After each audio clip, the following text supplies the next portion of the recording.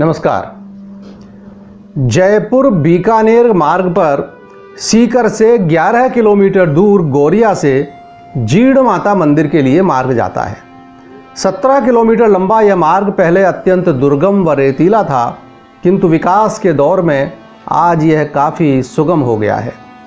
मंदिर के पास बिना दरवाज़ों की अनेकों धर्मशालाएं शनि सिंगनापुर का स्मरण कराती हैं, जहां चोरी करना खुद की शामत बुलाना माना जाता है। मंदिर प्रबंध समिति की आधुनिक सुख सुविधा युक्त धर्मशालाएं भी यात्रियों के लिए हैं, जो नाम मात्र के शुल्क पर उपलब्ध हैं। जीर्ण माता मंदिर घने जंगल से घिरा हुआ है। यह मंदिर 3 छोटे पहाड़ों के संगम में 20-25 फुट की ऊंचाई पर स्थित है। जीर्ण माता मंदिर के ऊपर 17 किलोमीटर सीधी चढ़ाई वाले हर्ष पर्वत पर स्थित है 10वीं शताब्दी का हर्ष भैरव का मंदिर और उसके ही समीप स्थित है शिव मंदिर। अनेक लोक श्रुतियों का जन्मदाता है यह स्थान। औरंगजेब द्वारा किए गए विध्वंस के चिन्ह आज भी दूर दूर तक बिखरे हुए हैं। प्रस्तर पर उकेरे अनुपम पौराणिक आख्यान, अद्भुत पुरातात्विक कलाकृतियां, जिसमें न जाने कितने कलाकारों का अमूल्य परिश्रम लगा होगा, आज धूल धूसरित खंडित जहां तहां बिखरे पड़े हैं। पुराने शिव मंदिर के स्थान पर नवीन मंदिर निर्माण हो चुका है, किंतु खंडित ध्वंसावशेष बता रहे हैं कि पुराने मंदिर से उसकी कोई तुलना नहीं हो सकती। संगमरमर का विशाल शिवलिंग तथा नंदी प्रतिमा आकर्षक है।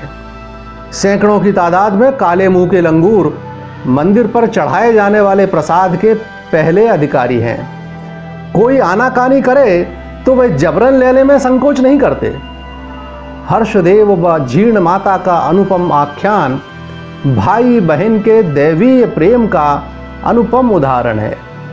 लौकिक मोह किस प्रकार पारलौकिक स्वरूप धारण कर पूजनीय हो गया, यह कथा प्रदर्शित करती है। राजकुमारी जीर्णबाई को संदेह मात्र हुआ कि उनके भाई हर्षनाथ उनसे अधिक उनकी भाभी को प्रेम करने लगे हैं। उनका भवबंधन टूट गया और वे देवाराधन व तपस्यारत हो गईं।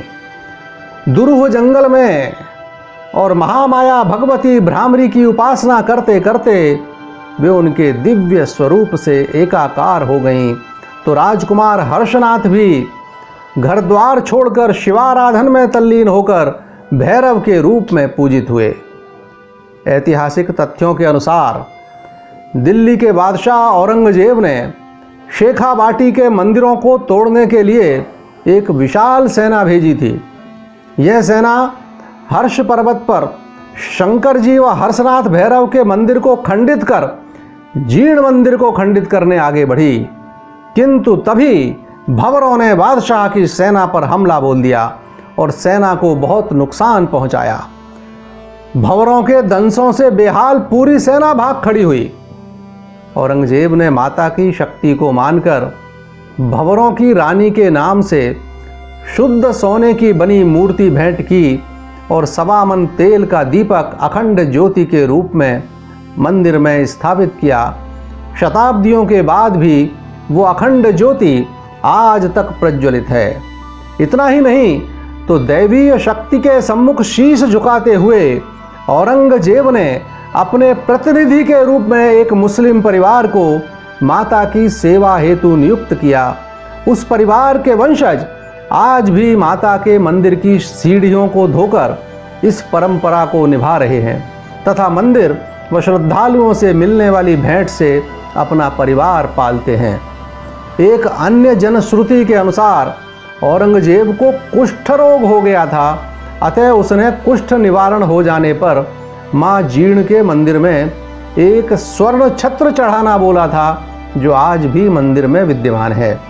जो भी हो, औरंगजेब को चमत्कार दिखाने के बाद जीर्ण माता को भंवरों की देवी कहा जाने लगा। आइए आज शेखावाटी की सबसे पूज्य मां जीर्ण भवानी की कथा पर एक नज़र डालें। प्राचीन काल में राजस्थान में धांधु नाम की रियासत को राजा धांधु सिंह ने विक्रमी संवत 150 के लगभग बसाया था, जो अब चुरू जिले के पास है। धांधु सिंह प्रजापालक व दयालु थे, परंतु वे निसंतान होने के कारण उदास रहते थे। एक दिन राजा शिकार के लिए घूमते हुए अरावली पर्वतमाला के घने जंगलों को पार कर 2-3 पहाड़ियों के मध्य पहुंच गए। वहां पर राजा को कुछ दूरी पर एक मंदिर दिखाई पड़ा। वो स्थान जयंती महाभागा सिद्धपीठ था। राजा ने वहां पर एक पवित्र जल के कुंड के पास एक साधु को ध्यानमग्न देखा। वहां पर कई प्रकार के झाड़ झंखाड़ उगे हुए थे। राजा ने उस जगह की अच्छी तरह सफाई की। तभी महात्मा जी का भी ध्यान टूटा और देखा कि वहाँ तो बड़ी अच्छी प्रकार से इस व्यक्ति ने साफ सफाई की है और वह शिवलिंग धोने में व्यस्त है। तो महात्मा ने राजा की सेवा से खुश होकर उन्हें एक पुत्र और एक पुत्री प्राप्त होने का वरदान दिया। अब देवस्थली जयंती महाभाग शक्तिपीठ से मिले वरदान के प्रभाव से कोई साधारण संतान कैसे प्राप्त हो सकती थी। तो वही हुआ भी। जब राजा शक्तिपीठ से अपनी राजधानी वापस लौट रहे थे, तो उसी पर्वतमाला में स्थित एक कुंड में एक स्त्री को स्नान करते देखा। मुग्ध राजा ने उसके सम्मुख विवाह का प्रस्ताव रखा। उस युवती ने कहा कि वह उनसे विवाह एक वचन देने पर ही कर सकती है कि वे जब भी उनके कक्ष में आएं तो पूर्व सूचना देकर आएं। अगर वचन भंग हुआ तो वह वापस चली जाएंगी। राजा ने वचन दिया और राजधानी पहुंचकर उसके साथ विधिवत विवाह कर लिया। कुछ समयोपरांत उनके परिवार में एक पुत्र हर्ष, उसके कुछ वर्ष बाद एक कन्या का जन्म हुआ। कन्या का नाम रखा गया जीर्ण, जिसका अर्थ होता है एकांत। चूंकि राजा और रानी की प्रथम भेंट एकांत और निर्जन स्थान पर हुई थी, अतः उसके स्मृति में ही यह नाम रखा गया था। किंतु एक दिन राजा बिना किसी सूचना के रानी के कक्ष में प्रवेश कर गए और उन्होंने रानी को सिंहनी के रूप में देखा। यह देखकर वो चकित हो गए।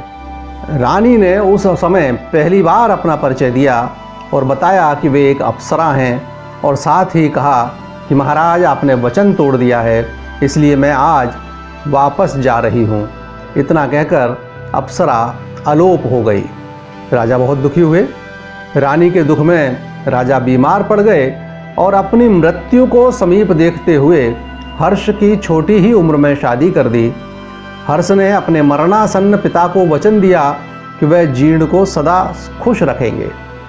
कुछ समय बाद राजा का देहांत हो गया। हर्ष की पत्नी आने के बाद भी ना तो हर्ष और जीर्ण का स्नेह कम हुआ, बल्कि ननद और भौजाई अर्थात हर्ष की पत्नी और जीर्ण के बीच भी स्नेहपूर्ण संबंध कायम हुए। लेकिन विधि के विधानों को कोई नहीं टाल सकता। एक दिन जीर्ण और उनकी भाभी जब सरोवर पर पानी लेने गईं, वहां दोनों के मध्य किसी बात को लेकर तकरार हो गई। उनके साथ गांव की अन्य सखी सहेलियां भी थीं। अंततः दोनों के मध्य यह शर्त रही कि दोनों पानी के मटके घर ले चलते हैं। जिसका मटका हर्ष पहले उतारेगा, उसके प्रति ही हर्ष का अधिक स्नेह समझा जाएगा। हर्ष को इस विवाद की कोई जानकारी नहीं थी। दोनों पानी लेकर जब घर आईं, तो संयोग से हर्ष ने पहले मटका अपनी पत्नी का उतार दिया। जीर्ण सर पर घड़ा लिए खड़ी रहीं। शर्त हार जाने पर जीर्ण को बहुत आत्मग्लानि हुई, हार्दिक ठेस लगी। भाई के प्रेम में अपने प्रति कमी जानकर जीर्ण के मन में वैराग्य उत्पन्न हो गया और वह घर से निकल पड़ी। वे उसी स्थान पर जा पहुंची जहां राजा को साधु ने संतान प्राप्ति का वरदान दिया था। भाई हर्ष भी जीर्ण को मनाकर वापस लाने के लिए उसके पीछे पीछे शक्तिपीठ पर पहुंचे। हर्ष ने बार बार क्षमा मांगी और वापस चलने का आग्रह किया, किंतु जीर्ण अपने निश्चय पर अटल थीं। जीर्ण के दृढ़ निश्चय से व्यथित हर्षनाथ भी घर वापस नहीं लौटे। दृढ़ संकल्प के साथ जीर्ण ने जयंती माता की उस पावन स्थली में काजल शिखर पर बैठकर भगवती आदिशक्ति दुर्गा की घोर आराधना की। हर्ष भी वहां से कुछ दूर जाकर दूसरे पहाड़ की चोटी पर भैरव की साधना में तल्लीन हो गए। पहाड़ की यह चोटी बाद में हर्षनाथ पहाड़ के नाम से प्रसिद्ध हुई। प्रसन्न भगवती ने जीर्ण को वरदान दिया कि आज से मैं इस स्थान पर जीर्ण नाम से ही पूजा ग्रहण करूंगी। भक्त और भगवान कैसे एकाकार हो जाते हैं, यह कथानक उसका ही प्रतीक है। उधर हर्षनाथ भी हर्ष शिखर पर बैठकर भैरव जी की तपस्या करते करते स्वयं भी हर्षनाथ भैरव बन गए। इस प्रकार जीर्ण और हर्ष दोनों ने ही अपनी कठोर साधना व तप के बल पर देवत्व प्राप्त कर लिया। आज भी दोनों भाई बहनों के नाम को श्रद्धा और विश्वास से पूजा जा रहा है। कनफटे जोगी केसरिया कपड़े पहनकर, माथे पर सिंदूर लगाकर, डमरू एवं सारंगी पर जब जीर्ण माता के गीत गाते हैं तब वातावरण करुण रस से, भक्ति रस से ओतप्रोत हो जाता है।